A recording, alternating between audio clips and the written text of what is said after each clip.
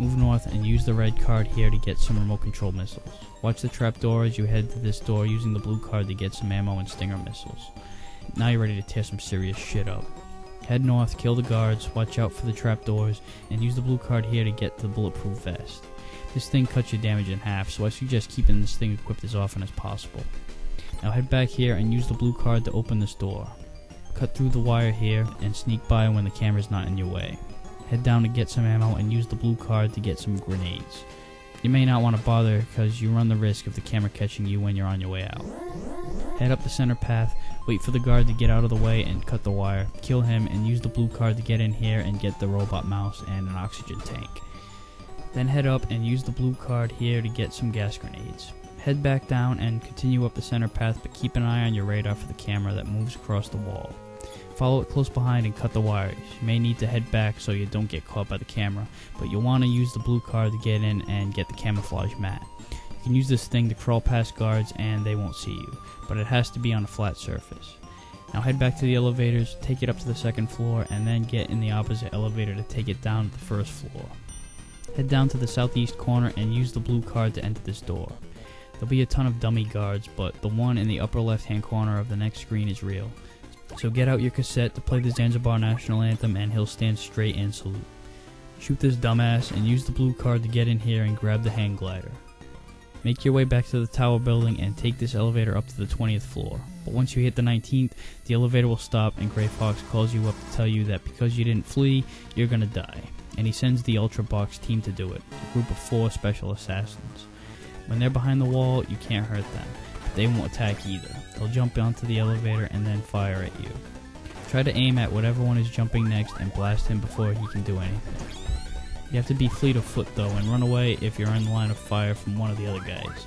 I try to focus on one at a time, that way you can weed one of them off and only battle 3 at a time, and then 2 and so on. Be sure to have your vest equipped and fire rapidly to get multiple hits. You may use up a lot of ammo and a couple rations, but once it's over you'll be happy. You'll get ID card number 7. You won't be happy, however, with the fact that the elevator fell to the first floor and is out of order now. Leave and head around to the elevator on the outside perimeter and take it to the 10th floor. If you punch the wall to the left, you'll hear the distinct sound that means you can blow it the fuck up. There'll be 2 sensors waiting for you. Wait for the one in front of you to clear, stand and wait for the second one to clear, and then run quickly. Use the level 7 card on this door and you're gonna get spotted by the guards. So now it's a foot race. You've got to fend these bastards off as they give chase to you running up 10 flights of stairs. Once you get ahead of them, you'll be in good shape, but there are wire traps to slow you down. Grab the ammo boxes here only if you're running low on ammo, and watch out for the trapdoors on the 17th floor. When you finally get to the top, use the level 7 ID card, head east, cut the wire in front of you, watch out for the guards, and then head south. Cut this wire and kill this guard, and use the blue card here to get some ammo. Then head out, move east on this upper path, cut the wire, and kill this guard. Watch out for the camera too, and use the blue card here to hear this kid talk about how the balcony nearby was used for skydiving practice. So this is where we're going to want to hang glide. Then head north to get on said balcony. Careful walking as the floor is noisy and will tip off this guard. Take him out, and when you get here, you'll get another call from one of your fans letting you know that the wind usually blows south and you won't be able to make it unless the wind is blowing north. He also says that you might have an item that will be able to help you to tell which way it blows. First, grab this ration in the corner. Then throw on your gas mask and chuck some gas grenades, and the arrow will tell you which way the wind is blowing. Once it's blowing north, equip the hang glider and jump off.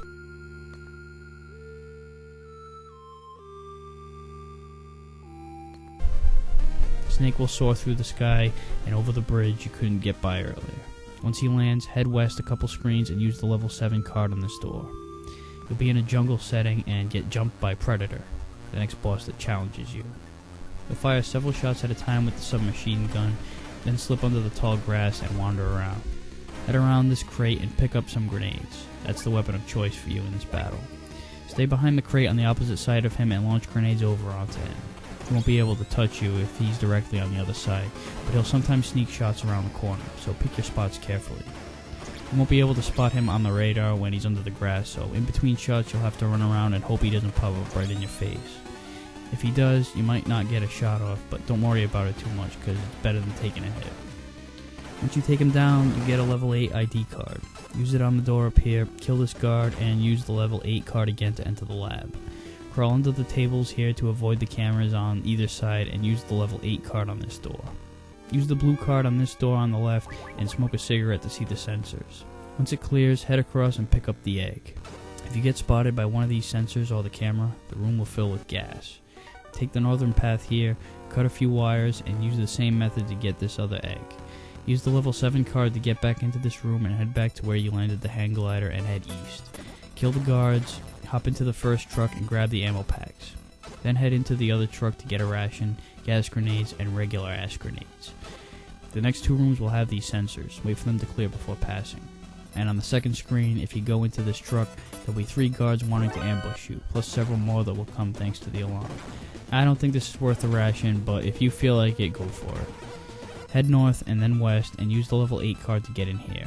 These kids will tell you that there's an animal herding center northwest from here, and that once it gets dark, the self-powered laser fence is cut and the kids can go play. Go wait outside the laser gate and go into your inventory, and you'll notice that an owl and snake have hatched from the eggs, and the snake has eaten all of your rations, little fucker. Joseph Norden will tell you to release it by pressing the space bar when the snake crosses paths with its broken eggshell. Equip the owl. It'll hoot and the guard will believe it's evening because of it and turn the lasers off. Now head north, kill this guard, and follow the perimeter of the building. Use the red card to get in here and grab the plastic explosives, grenades, and ammo pack. Head into the building to the north of it using a blue card to get in. One of the kids will tell you that there is chocolate in the B1 Ration. Now head into this building on the left side of it using the red card, and this kid will talk about how there are a ton of rats in the detention center. Now head north and left to get a B1 Ration. Use the blue card on this door on the right. Head around and follow this yellow machine, using this nook on the right side to let it pass, and use the red card on this door to get out the back way. Use the level 8 card on this door, kill the 2 guards here, and take the elevator down to the first floor basement. You'll get a call from one of your fans who warned you that Night Sight, survivor from the guerrilla squad called the Whisperers, is in the room and you can't see him, but you might be able to hear him. You can't even see him on the radar thanks to his stealth camouflage. The only thing that'll tip you off is the floor sound, as each section of the floor has a different sound when you walk on it. And when he fires at you, you'll see the trail of his bullets. Equip your submachine gun and fire it where you see the trail come from, and keep firing to get some extra shots in. He'll usually continue to stay in the same area, so once you find him, repeat the process until you finally kill him. Then head into this door in the northeast part using the level 8 card. Now in between you and the door on the other side are 3 puddles of acid. If you equip a B1 ration, you'll be able to walk across and neutralize it, but it uses up a ration. So if you don't have enough to cross all 3, you'll have to go back, grab the ration here, come back to the basement, and go back so it'll respawn. Once you cross the 3 puddles, you realize you don't have the card to get through the door. What the hell?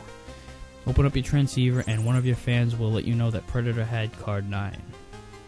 So go all the way back to the field you fought Predator in, and you'll find the level 9 card in this area here.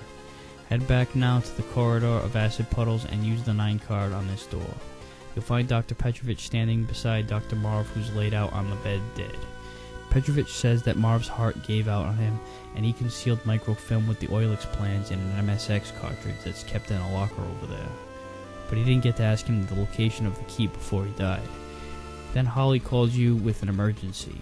She dug up some info on Dr. Petrovich, and it turns out, after he was rescued from out of heaven, his research wasn't taken seriously in North America. But Zanzibar was interested, so they cut a deal.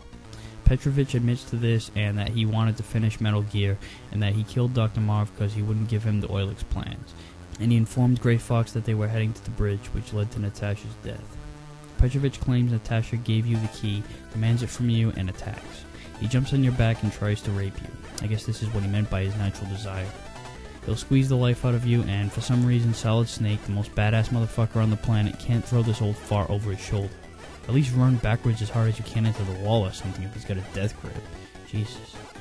One thing that sucks is that every now and then this bar text pops up to remind you what's going on, and it causes a delay and your control, the missile won't be recognized right away. So try to fire 2 shots in between each of these grunts if you run into problems with this. After you kill this prick, you'll need to open up this locker. To do that, you'll need to change the shape of Natasha's brooch again, this time in a cold place.